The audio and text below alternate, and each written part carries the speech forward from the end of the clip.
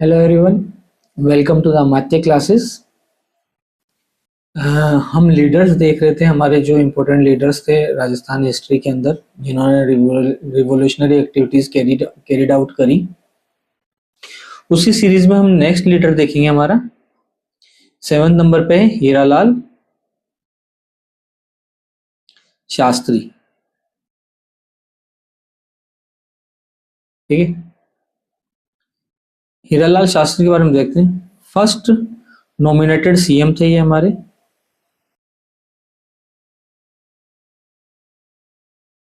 First nominated CM of Rajasthan. काफी बार पूछा जाएगा ये पॉइंट। पहले सीएम थे। सीएम नॉमिनेटेड और इलेक्टेड दो अलग अलग सीएम थे। पीएम, ये तीनों चीजें आपको हमेशा याद रखनी है। जब हम राजस्थान का एकीकरण देखेंगे तब हम पढ़ेंगे, क्योंकि ये क्वेश्चंस हमेशा कंफ्यूज करते हैं, कौन पीएम थे, कौन नॉमिनेटेड सीएम थे, कौन इलेक्टेड सीएम थे। और क्वेश्चन को आपको ना बहुत ही माइन्यूट डिटेल के साथ में रीड करना है, क्योंकि ऐसा नहीं कि हीरालाल शास्त्री करते टिक कर दिया, नहीं, हमको देखना है कि वो इलेक्टेड है कि नॉमिनेटेड है। ठीक है, इनकी एक ऑटोबायोग्राफी थी, ऑटोबायोग्राफी, जो काफी फेमस हुई। प्रत्यक्ष जीवन सभा इनका उसका नाम था, प्रत्यक्ष जीवन सभा। इन्होंने 2 सॉन्ग लिखे थे, वो थे प्रलय प्रतीक्षा, और दूसरा सॉन्ग इन्होंने लिखा था नमो नमो। काफी फेमस है ना, आजकल तो नमो नमो चलता रहता है। ये नमो नमो अलग था, लेकिन इनका सॉन्ग था नमो नमो। इनकी वाइफ के बारे में देखते हैं, इनका वाइफ का कंट्रीब्यूशन। इनकी वाइफ का नाम था रतन Shastri. There is a very famous saying that behind every successful male there is a female, है ना। तो इनकी वाइफ का बहुत बड़ा हाथ था इनके सक्सेस के पीछे। तो रतन शास्त्री इनकी वाइफ का नाम था। इनकी वाइफ को फर्स्ट वुमेन थी वो राजस्थान की, फर्स्ट वुमेन ऑफ राजस्थान, जिसको पद्मश्री अवार्ड मिला था। और पद्मश्री पद्मश्री से नवाजा गया था इनको। उसके बाद में इनको पद्मश्री के बाद में पद्म भूषण भी मिला। पद्म भूषण, पद्मश्री और पद्म भूषण दोनों अवार्ड इनको मिले। इनकी वाइफ को सोशल वर्कर थी एक। ठीक है, सोशल एक्टिविटीज के लिए ये दोनों अवार्ड इनको मिले। ठीक है, थोड़ा सा हम ये अवार्ड्स के बारे में देखते हैं, क्योंकि हम जनरली पढ़ते हैं कि इसको ये अवार्ड मिला, इसको पद्मश्री मिला, पद्म भूषण मिला। तो ये कब मिलता है, क्या है एक्चुअली में ये अवार्ड? ये क्या ना कि स्टूडेंट्स जनरली पढ़ लेते हैं, याद कर लेते हैं, लेकिन इसका मीनिंग नहीं पता है मैक्सिमम लोगों को। तो इसका मीनिंग एक्चुअली में हम देखते हैं कि है क्या एक्चुअली में। कब तो पद्मश्री मिलता है, कब पद्म भूषण मिलता है, कब भारत रत्न मिलता है, और ये अवार्ड की क्या कैटेगराइजेशन क्या है इंडिया के अंदर, मैक्सिमम लोगों को नहीं पता है। ठीक है, तो एक बार इसको देख लीजिए आप। सबसे जो बड़ा अवार्ड है वो है भारत में, सिविलियन अवार्ड की हम बात कर रहे हैं, Bharat Ratna. Top most award हमारा भारत रत्न है। उसके बाद में उसके नीचे सेकंड लेवल पे आता है पद्म विभूषण। उसके बाद आता है पद्म श्री, सॉरी SHRI, पद्मश्री। अच्छा, पद्म पद्म विभूषण के बाद में हम मिस कर गए पद्म भूषण, और फिर पद्म श्री। इन तीनों को न जाना जाता है पद्मा अवार्ड के नाम से, पद्मा अवार्ड्स। ओके, ये हमारे रिपब्लिक डे और हमारा जो इंडिपेंडेंस डे तब दिया जाता है, और ये एक भारत रत्न हमारा है ही। ये टॉप मोस्ट सिविलियन अवार्ड है हमारा Bharat Ratna, civilian award top most. Military awards इसके अलावा डिफरेंट है, वो चीज़ एक अलग चीज़ है। मिलिट्री अवार्ड जो हैं ये हमारे सिविलियन अवार्ड होते हैं, जिसमें 3 पद्मा अवार्ड है और एक भारत रत्न है। कब दिया जाता है? सबसे पहले भारत रत्न की बात करते हैं। भारत रत्न किस किस फील्ड में दिया जाता है? Art, literature, science, public service और स्पोर्ट्स। ठीक है, इसको अभी जोड़ा है स्पोर्ट्स को, पहले नहीं होता था। सचिन तेंदुलकर को स्पोर्ट्स में नहीं मिला है, भारत रत्न स्पोर्ट्स कैटेगरी से नहीं मिला है, उनको पब्लिक सर्विस कैटेगरी से दिया गया है। ठीक है, तो art, literature, science, public service and sports ये कैटेगरीज है जिसमें भारत रत्न मिलता है। नेक्स्ट है पद्मा। अब हम पद्मा अवार्ड्स की थोड़ी बात करते हैं। पद्मा, ठीक है, ये तो कैटेगरी हो गई। अब थोड़ा सा हम इसका क्यों दिया जाता है एक्चुअली में वो भी देख लेते हैं। भाई ये तो कैटेगरी है और क्यों दिया जाता है। नीचे से स्टार्ट करते हैं। सबसे पहले पद्मश्री से। पद्मश्री दिया जाता है जब आप कोई distinguish service in any field.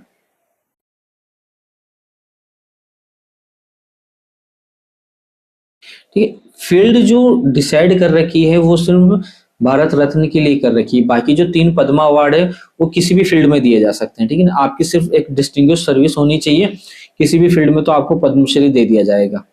अब बात करते हैं पद्म भूषण की। अगर आपकी डिस्टिंग्विश्ड सर्विस है,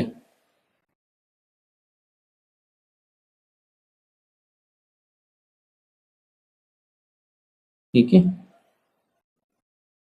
पद्मश्री में डिस्टिंग्विश सर्विस होनी चाहिए और इसमें ये जो डिस्टिंग्विश सर्विस होनी चाहिए वो हायर ऑर्डर की होती है। Distinguish service of higher order.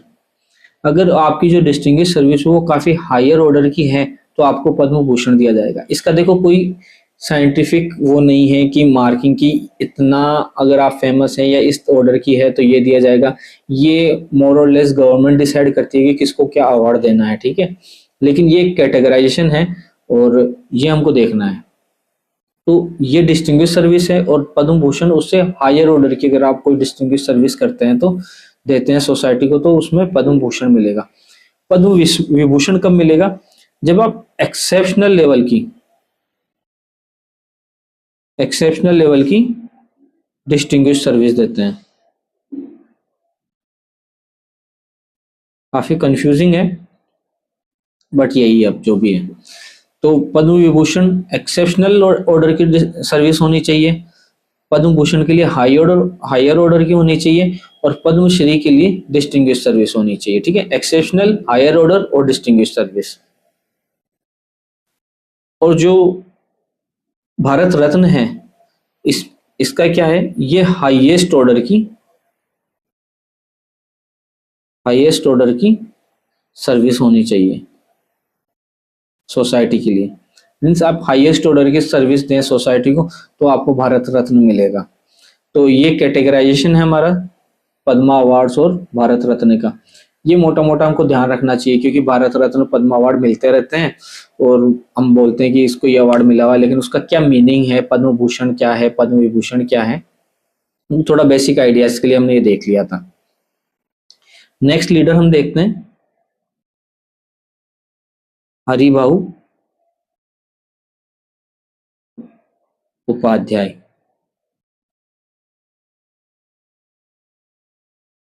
ये सीएम थे अजमेर मेरवाड़ा के। ठीक है, अजमेर मेरवाड़ा क्या था ना कि ब्रिटिश गवर्नमेंट के डायरेक्ट कंट्रोल में था, यहाँ कोई प्रिंसली स्टेट वगैरह नहीं चलता था।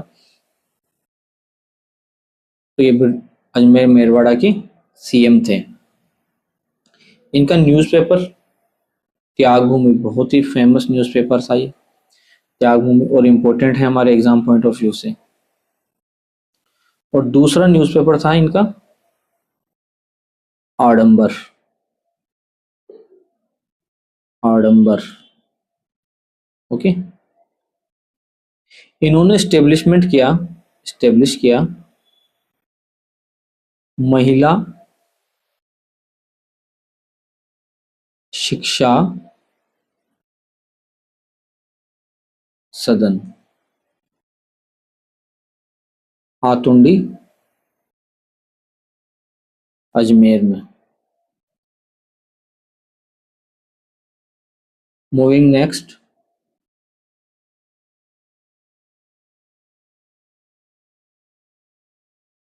हमारे लीडर हैं जमनालाल बजाज। ये प्रेसिडेंट थे जयपुर प्रजामंडल के। जयपुर प्रजामंडल तो अधूरा ही है जमनालाल बजाज के ना। जयपुर प्रजामंडल 1938 एडी में जिसकी स्थापना हुई थी। ये हमारे जमनालाल बजाज का है। थोड़ा सा डिटेल देखते हैं हम जमनालाल बजाज के बारे में, क्योंकि ये काफी इंपॉर्टेंट फिगर रहे हैं हमारे हिस्ट्री में। जमनालाल बजाज वही हमारा फ्लो चार्ट फिर से। ये फॉलोवर थे इसके, he was a follower of Gandhi ji, Mahatma Gandhi के फॉलोवर थे जमनालाल बजाज। इनको फिफ्थ सन ऑफ गांधी की उपाधि मिली हुई थी। गांधी के 4 बेटे थे, इनको उनका 5वां बेटा बताया जाता था, या फिर इनको स्लेव नंबर 4 भी कहा जाता था। ठीक है, स्लेव नंबर 4 या fifth son of Gandhi ji, 2 title थे इनके। इनको एक और टाइटल ब्रिटिश गवर्नमेंट की तरफ से मिला हुआ था, वो था राय बहादुर। ये इंपॉर्टेंट पॉइंट है। राय बहादुर टाइटल जो था इन्होंने सरेंडर कर दिया था 1921 में। ठीक है, क्योंकि ये गवर्नमेंट की, ब्रिटिश गवर्नमेंट के अगेंस्ट में लड़ रहे थे, तो इन्होंने राय बहादुर जो टाइटल था खुद का सरेंडर कर दिया था। जमनालाल बजाज ने विथ सी राजगोपालाचारी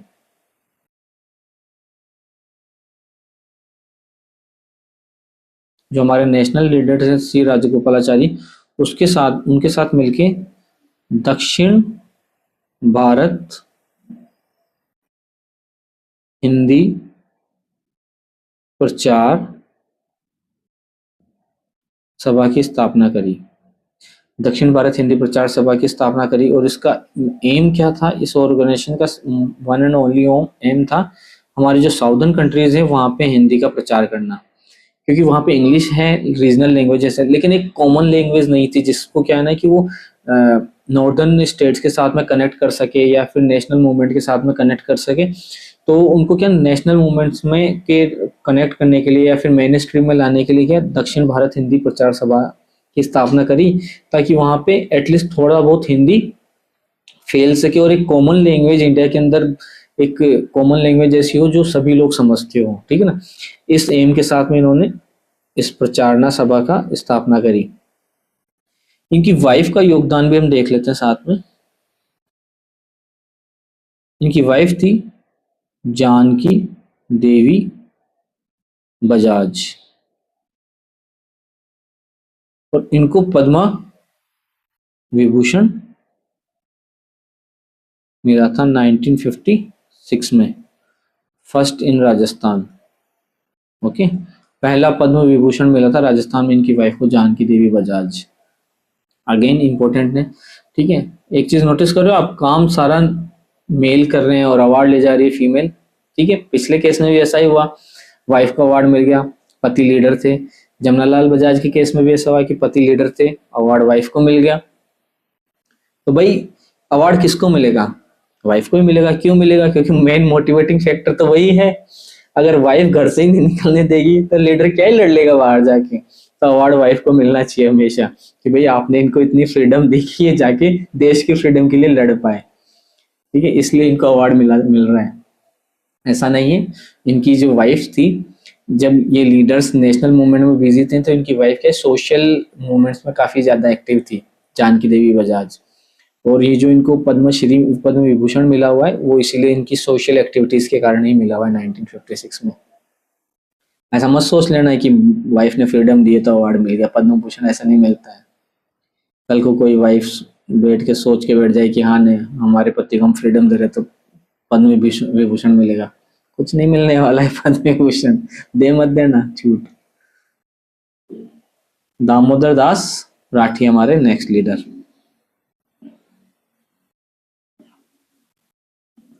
इनको iron man of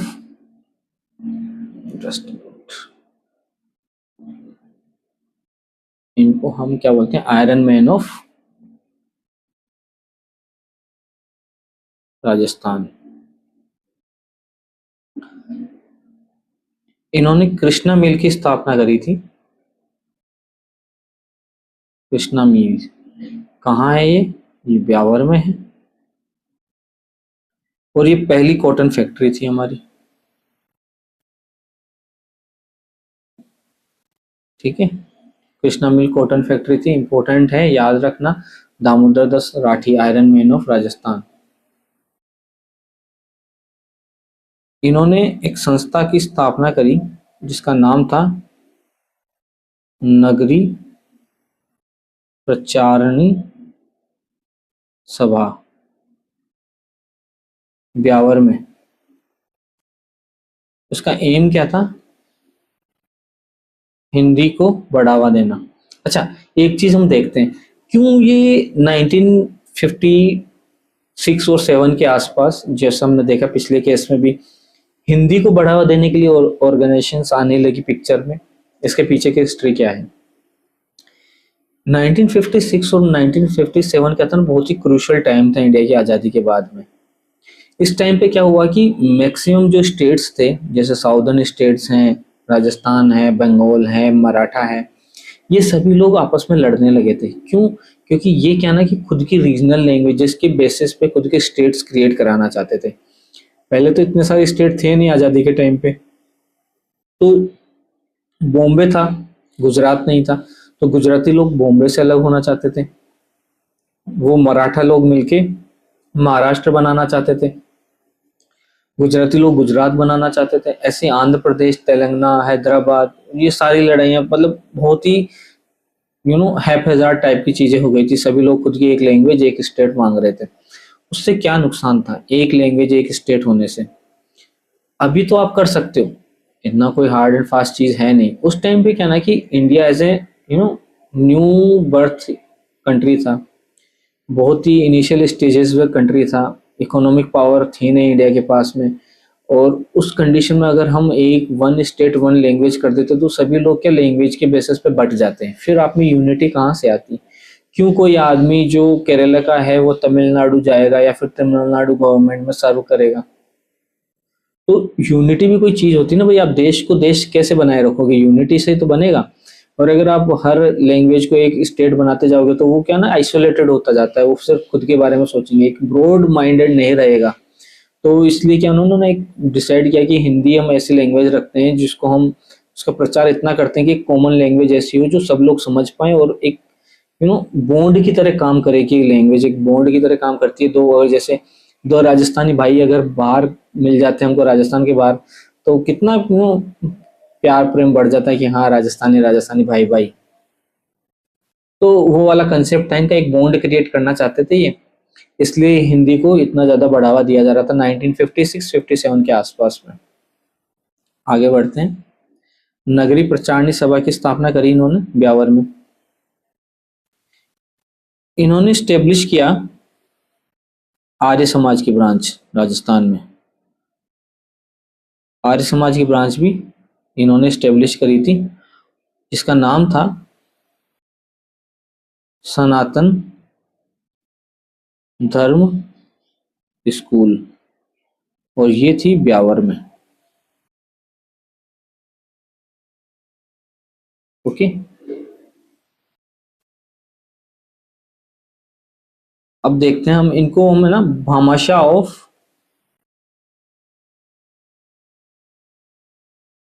freedom movement भी बोलते हैं। वो बोलते हैं, हम देखेंगे अभी। भामाशाह ऑफ फ्रीडम मूवमेंट,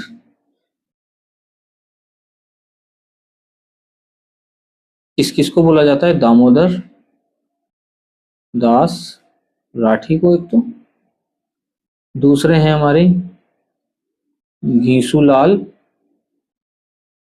जाजोड़िया, और तीसरे हैं नरसिंह दास अग्रवाल।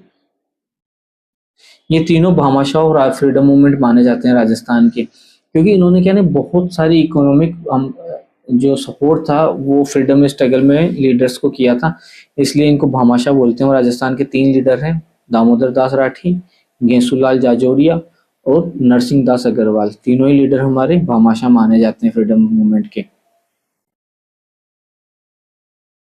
कुछ बिजनेसमैन हम देखते हैं जिनका इंपॉर्टेंट रोल था फ्रीडम मूवमेंट में। नेम है स्पेसिफिक बिजनेसमैन के जिनको हमको ध्यान रखना है, जिन्होंने काफी सपोर्ट किया फ्रीडम स्ट्रगल को। बीकानेर, जोधपुर और जयपुर के हम बिजनेसमैन देखेंगे। सबसे पहले हम देखते हैं बीकानेर के 2 इंपॉर्टेंट बिजनेसमैन। एक तो खूब नारायण शराफ, खूब नारायण शराफ, और दूसरे सत्यनारायण शराफ।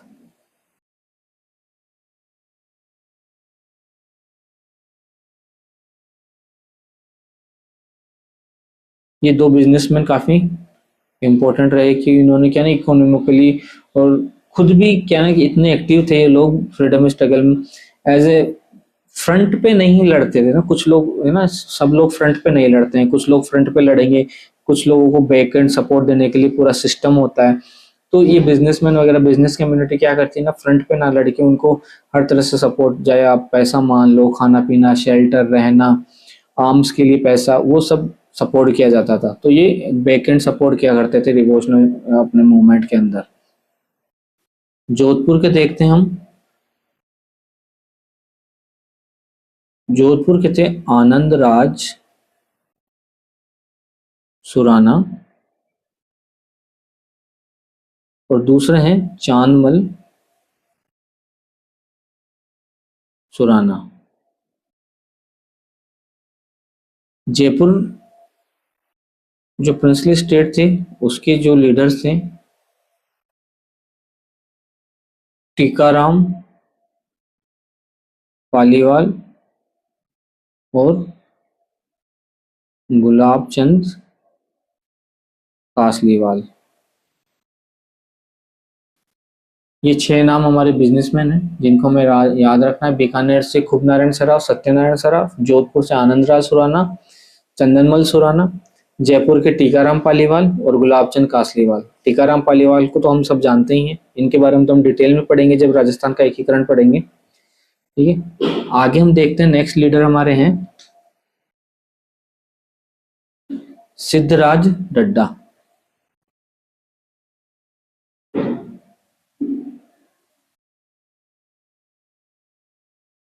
इन्होंने स्टेब्लिश किया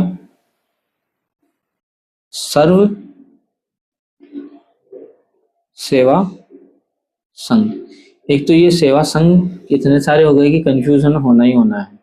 सर्व सेवा संघ हो गया, सर्व हितकारिणी सभा हो गई, सब में तो सेवा सेवा है। तो इसीलिए हमने क्या किया ना कि ये चैप्टर प्रिपेयर किया ताकि क्या ना कि सारे जो संस्था है, सारे लीडर एक जगह हो जाए तो कंफ्यूजन रहे ना। ये फर्स्ट इंडस्ट्री मिनिस्टर बने थे हमारे।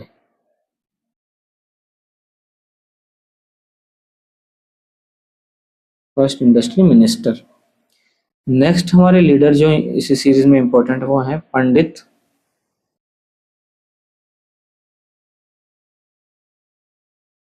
रमेश स्वामी, ठीक है। ये मेंबर्स हैं हमारे भरतपुर प्रजामंडल के, प्रजामंडल ऑफ भरतपुर, ठीक है। तो ये शहीद हो गए थे, मार्टर। कब हुए थे? एंटी बेगार मूवमेंट में, anti begar movement, anti begar movement protest जो आंदोलन चल रहा था एंटी बेगार मूवमेंट में, उसके दौरान ये शहीद हो गए थे। नेक्स्ट हमारे लीडर है पंडित राम नारायण चौधरी।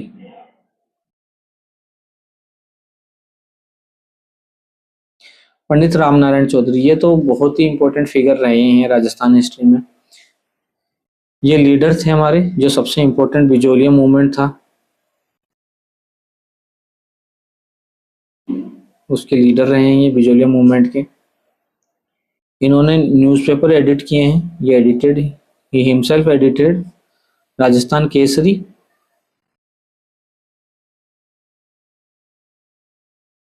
एंड नवीन राजस्थान।